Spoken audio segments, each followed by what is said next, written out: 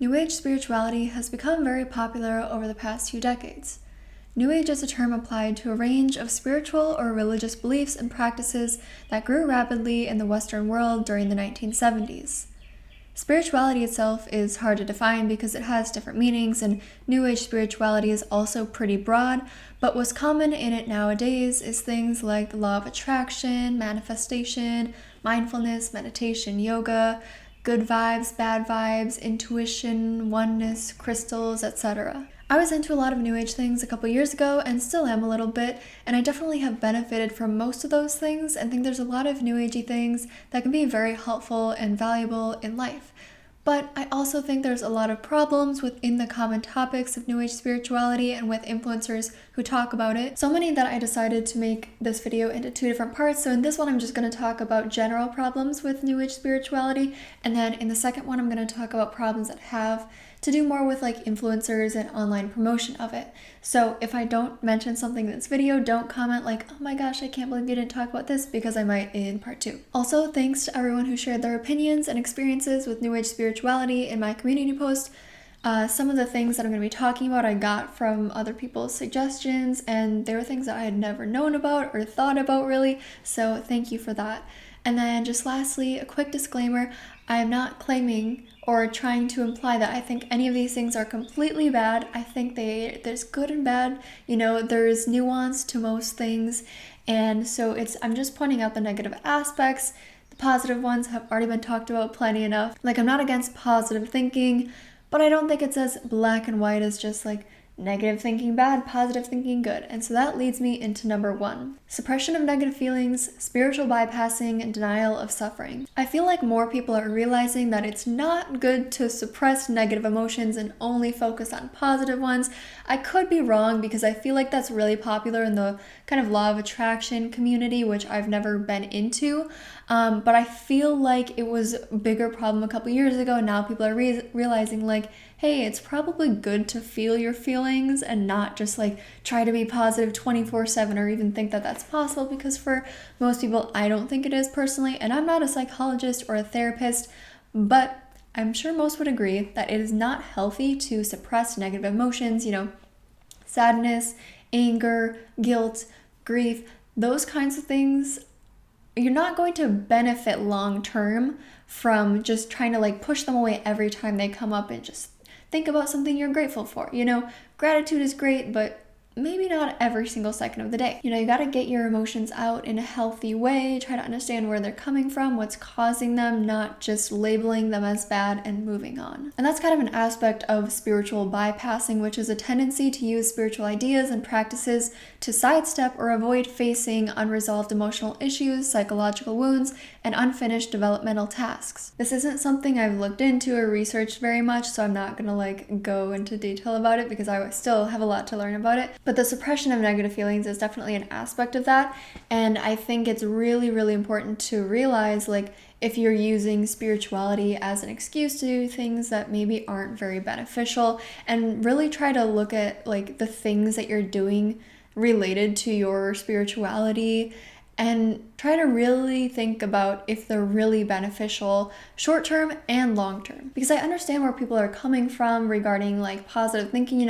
Thinking negative way too much is definitely not something that's very beneficial, but the idea that like it's all about perspective, again, it's not a black and white subject. Yes, your perspective affects your reality and how you live your life and your level of happiness and contentment with your life, but this also leads to denial of suffering when it gets to a certain point of like everything is about your perspective. Like, poverty doesn't exist because it's just a mindset, or like some of these people kind of just write off like poverty, homelessness, abuse, really serious things that people have gone through, and basically make it seem like, oh, it's really not that big of a deal because it's just all about your perspective. Like, you should be grateful for whatever you experience. I get the impression that generally most people who talk about these things and like, oh, there's no such thing as suffering, it's all love, like everything is peaceful, it just depends on your outlook. I feel like they probably haven't really gone through that much stuff in their life, or they have and they're just suppressing their emotions about it. Number 2 is the cure-alls, the panaceas that people promote, like meditation, mindfulness, breath work. Great things, they can be very helpful. I've used all of them in my life. I have like little posters on my wall or like pictures about mindfulness and meditation, so I'm not against these things. But I've never seen any evidence that breathwork, meditation, or mindfulness, or any of the other things that they talk about are actual cures and have been proven to be cures for anxiety and depression, like diagnosed versions, not just like the type of anxiousness that everyone feels once in a while, like, oh, they're about to go on a plane, so they're a little bit anxious, or oh, they just met a new person and they're a little bit nervous to talk to them. Not that kind of stuff, And I do agree that these things that I'm talking about can be helpful, taking deep breaths can help you kind of de-stress and feel a little bit less anxious, but I've never seen any evidence that these things can actually get rid of diagnosed anxiety disorder, diagnosed depression. And I feel like a lot of people get this idea, of course, because they hear stories from people who have said, oh, meditation has helped me a lot with my depression, or once I started meditating and in like a couple months I didn't have depression anymore. And that might be true. That might have actually happened, and if it did, great, right? But let me just say, there are success stories for everything. And I think the reason for that, or at least one of the reasons for that, is because people often make a lot of different changes in their lives at the same time or over a very short period of time. And then, a couple days, months, whatever later, they experience changes, and then they just attribute the results to whatever they want. And they might attribute to a different thing in a different conversation, And so I think it's great to encourage people to do these things if they want to and say, maybe it can help a little bit. But I don't feel like it's good to act like they're this panacea, because I think that makes many people less likely to seek help from professionals and use methods that have actually been proven to be effective. Number 3, always listen to your intuition. To an extent, intuition can be helpful and valuable and has certainly led people to make decisions that have benefited them. But at the same time, I'm pretty sure I'm not the only person that has ever listened to my intuition and done something that probably was not the wisest decision. Also, two people's intuitions can lead them to different answers to the same question. And I've talked to people about this who are all about intuition and believe intuition can never be wrong, ever. And one had told me that the person whose intuition is more developed will be the right one, will have the right answer. Again, I have never seen any evidence that intuition can never be wrong. These are just claims that people make based on their interpretation of their experiences. Also, I personally feel like if intuition can never be wrong, then those who are really in touch with theirs should be helping out the police on every missing person and unsolved murder case, but I've never heard of anyone doing that. I feel like it's not really gonna hurt to use a little bit of logic and rationality when making decisions, especially big decisions that will affect your life a lot. It can be good to kind of have an intuitive perspective and a logical perspective, not just the intuition.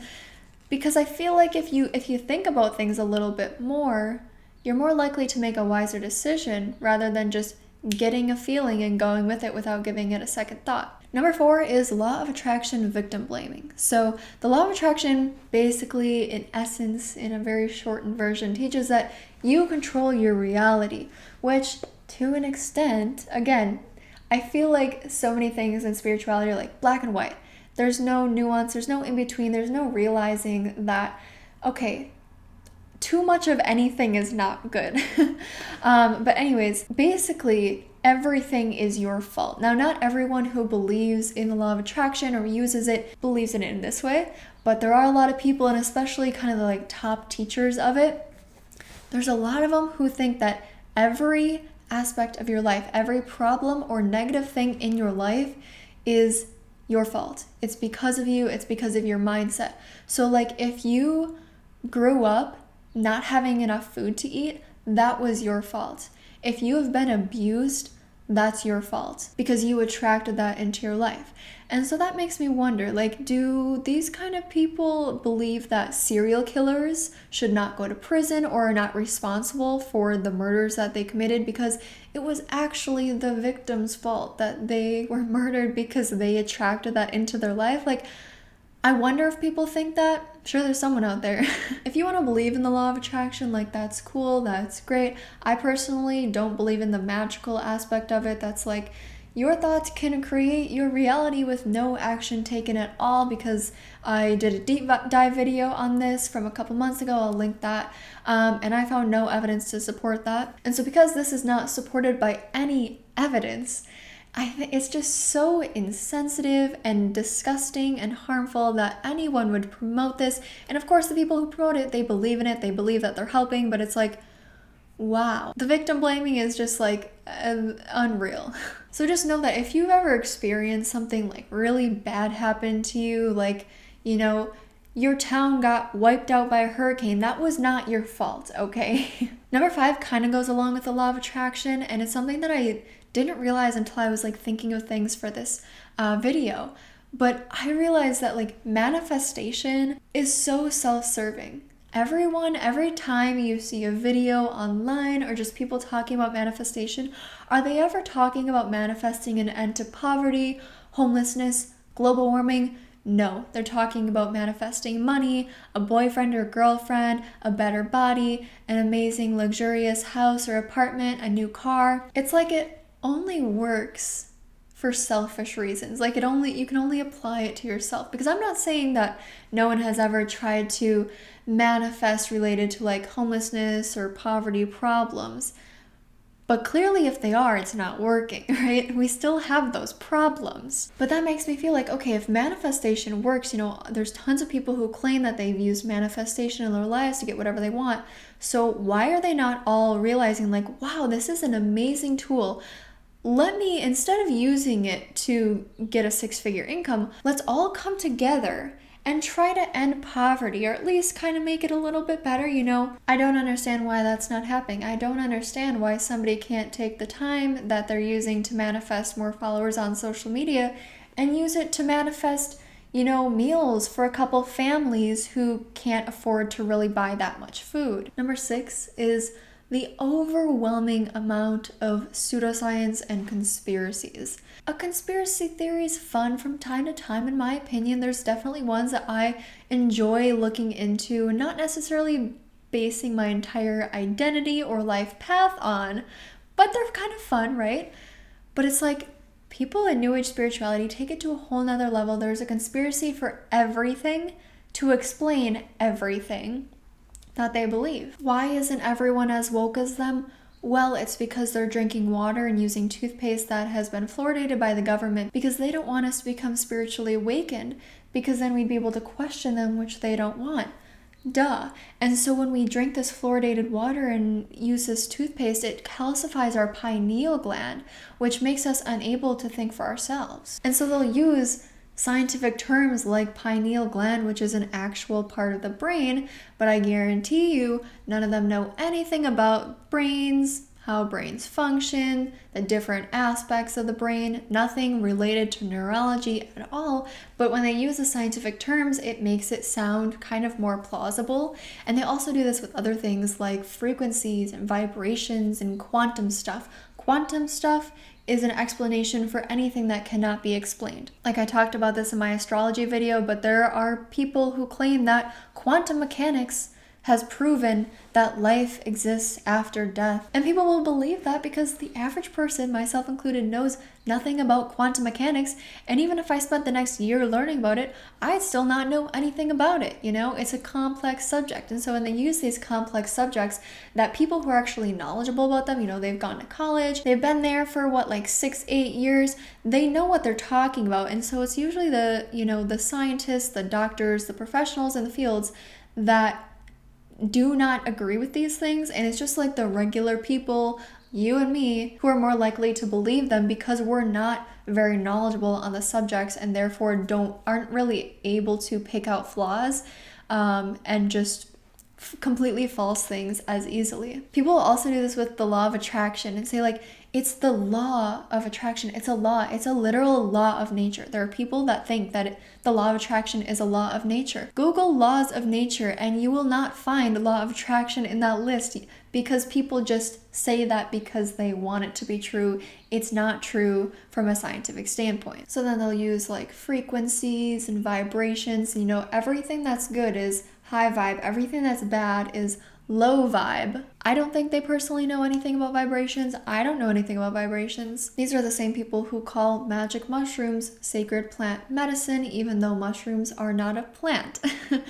And so I feel like, if they didn't pay attention in biology class in high school, how am I supposed to expect that they paid attention in physics class when biology is the only required class that you have to take in high school, in the US at least, and physics is not something that really anyone takes. So I just personally don't believe that people who talk all about frequencies and vibrations on a literal level, not like, oh, like this person has a good vibe to them, just kind of like a casual way that a lot of people use it. I have a hard time believing that they really are knowledgeable and educated on what they're actually saying. This kind of leads me into number 7, which is like this anti-mainstream black and white thinking phenomenon, I'll call it. Because I feel like this is something that a lot of people kind of fall into. It's like, I understand, and in my life I have done many things that are not mainstream, so I'm not against that. I'm not like, just do what society tells you, but I think people take this to the opposite extreme and think that like whatever's common in society is something that you should not do because it is common, because it is mainstream. And so they'll just do the opposite without actually kind of like weighing the two things and thinking, okay, which makes more sense? I think there's a lot of people who just will do the thing that's not mainstream just because it's not mainstream. And I don't know if that's the most logical approach to life. It's like everyone who doesn't live a counterculture lifestyle is just doing what society says is acceptable. Or everyone who isn't a fringe conspiracy theorist is just following the masses. And if you agree with anything that is common to agree with, then you're just brainwashed by someone. Big pharma, mainstream media, I mean, the list goes on and on. Like if I told anyone that I didn't believe in any of the CV-19 conspiracy theories, they would just claim that I have been brainwashed by mainstream media, even though I don't watch the news at all. There's a lot of things that they have a completely black and white mentality on, college is bad, modern medicine is bad, the news is bad. In reality, all of those things have bad aspects that could definitely be improved, but they also have good aspects. When it comes to like college and 9-to-5s and all that kind of stuff, it seems like New Age spirituality is very, very against that and really pushes the like digital nomad lifestyle, be an online influencer. And I'm not hating on that because that is what I do.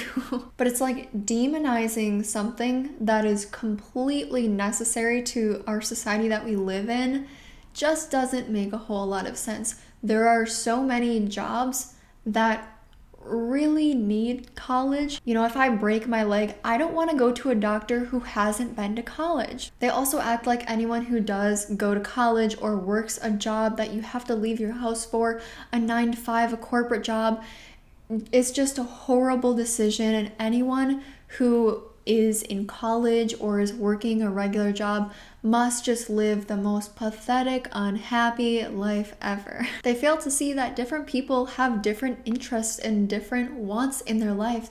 And some people don't want to sit at home all day and sit on the computer and make YouTube videos. That's not for everyone. Some people enjoy getting up early, getting ready for the day, driving to their workplace, doing that, coming home and having a separate work and personal life. Other people, have wanted to be a marine biologist since they were 6 years old, and so going to college and working a regular job like that is something that would make them happy. I totally agree that this idea that everyone needs to go to college in order to get a good job and be successful and happy in life and whatever is totally outdated. And I definitely, I didn't want to go to college for many years and only recently decided to. The majority of people who want to be able to get a good job and support themselves or their family are going to need more than a high school diploma to do that, because we cannot all be spiritual SoundCloud rappers. The last four are kind of short ones, but still things I wanted to talk about. So number 8 is this idea that you're exactly where you need to be. I get that this can be a very comforting thing for a lot of people, but how does one determine that someone is where they need to be?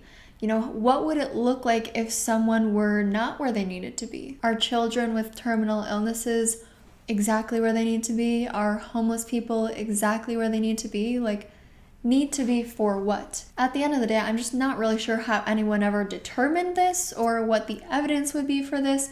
But at the same time, like I've already kind of talked about, New Age spirituality is not about logic, it's about feeling. And so this feels good to know that no matter what your struggles are, you're where you need to be. I've never seen anything that supports the claim though, but if you know something, please let me know. I would love to hear your thoughts on it. The next is the concept of twin flames and soulmates. So I have never believed in either of those things, but I also never really realized that they could be harmful until this person commented this on my community post. And so they say, please touch on the ridiculous topic of twin flames in the New Age spiritual community. So many people, including my past gullible self, have latched on to this idea and ended up using it as a reason to stay in toxic and even abusive relationships, or to cling on to someone who has made it clear to them that they are not interested in being in a relationship. It's so damaging to people, especially young women, because that's the age and gender group that most often falls into this trap. So I think that's something that everyone should be aware of if you believe in these things. Also, again, is there any evidence behind these? I've never seen any. And so, yeah, I mean, I know that I've seen people on social media who will be like posting about their soulmates, and 6 months later they're breaking up. I've never been in a relationship, so I can't really understand the feeling, but I can imagine, based on what I just said, you know, there's a lot of people who think they're with their soulmate and it ends up not being the case. And so I think it's important to be aware that you could potentially be wrong about your soulmate, your twin flame, and it's maybe best to look into whether those things have any evidence backing them up or not. Number 10 is spiritual materialism. So basically, this is something that I feel like a lot of people don't think of, and I definitely didn't. I thought of it on like an unconscious level, if you know what I mean, but not really a conscious one. I definitely feel like to an extent I've done this, and now that I look back, I've seen other people do this. This is something that's common in New Age spirituality, but also in like the pagan and Wicca communities, which all kind of focus on like connecting to the earth. That's a big part of all of them. Yet we're negatively affecting the earth by making purchases to, you know, attain a certain aesthetic for our Instagram page or our YouTube background, or just make our apartments or our homes look pretty for ourselves. On the one hand, it's not like, oh, you should completely give up any enjoyments of your life just because you have to buy them. I think there is a balance, and I think when it comes to sustainability and the ethicality of purchases, it's not like you're a bad person if you make unsustainable or unethical purchases from time to time. But I do think a lot of people who are into these types of spirituality could definitely benefit, and most would be interested in learning more about the impact of the purchases that we make related to our spirituality. And I just want to share this one comment that somebody wrote on my community post that I really agree with. So she says, I hate the way they make spirituality seem like something you can't have until you get the aesthetic down. And I think that's so true. And I don't know if anyone really does this intentionally, but I think it kind of comes off that way, especially when people are like sharing their crystal haul or like a tour of all the 300 crystals they own. I bought a lot of my spirituality, and I'm sure a lot of people that are, let's just say, were a part of this movement, or maybe still is, found that in order to become spiritual, you must buy that vegan dietary cookbook. You must buy 10,000 crystals. You must buy 30 packs of tarot cards. You must watch and listen to every law of attraction lecture that comes with a free tote bag made from hemp. That's what the great thing is about consumer capitalism. We can take something as sacred as spirituality and make it just this asinine, superficial product for us to prove to our others and signal that we are just as woke as the next individual. One commenter let me know that there's like this whole movement going on to stop buying Palo Santo, which I'm probably pronouncing that wrong, so sorry if I am. But the Palo Santo tree is actually on the endangered list. Yet I never knew about this. I have like a little thing of Palo Santo that I got a couple years ago, but I had never researched that. I never, looked into that before I bought it. I just bought it because I wanted to try it and see what it smelled like. So I think we can all try to be more aware of like where the things we're purchasing are coming from, and the practices used to harvest them or get them and the effects that that has. And then also realizing that like you do not have to have like this aesthetically perfect bedroom or apartment or house or whatever in order to be spiritual. Your apartment can look ugly as heck and you can still be spiritual. Like it's okay. And lastly is this idea that there is such thing as your best self. And I feel like a lot of people who talk about this, again, have good intentions. I do not think that the majority of people on social media, real life or whatever, do this with malicious intent. Of course not. But I do think that these things can have kind of harmful effects when you think that there is a version of you that is the best, like the top. I feel like people can get this idea of like, okay, I have to be my best self. I have to be this perfect person. Otherwise, I'm not good enough. I'm not spiritual enough. And that leads to like this constant feeling of like, I need to work on this and this and this and this and this. And you're never just content with yourself as you are for like a moment, or two. And I don't know if that's really the best thing, because I do think it's, of course, great to work on yourself and want to improve. But I also think having a little balance between that and then, being okay with where you are right now, being okay with the fact that you have flaws, that you have things that you need to work on, and that's going to take your whole life. You're never going to get to this point where you are your best self and you cannot grow anymore or learn anymore or become better in any way. So improvements are great, but thinking that it's possible to reach this place where you have no more left to work on. Some people might believe that's possible. I don't know if it is or not, but I do know most people aren't going to hit it. So don't worry if you have flaws. So I hope you enjoyed and maybe learned something new. Let me know your thoughts if you want. And the influencer spirituality video will be up in probably like 2 weeks. I don't know. Don't hold me to that. But once it's up, I'll put it somewhere on the screen. So yeah.